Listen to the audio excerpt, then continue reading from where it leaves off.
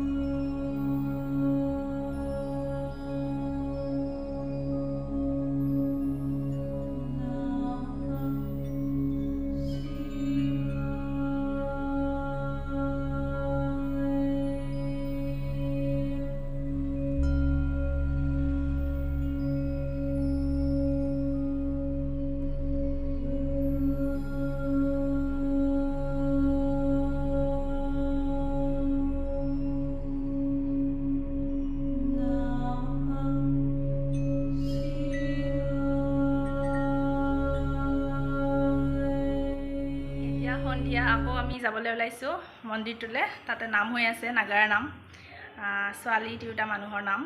চ' তাকে চাই আহোঁ অলপ আৰু প্ৰসাদ খাই আহোঁ ব'লা।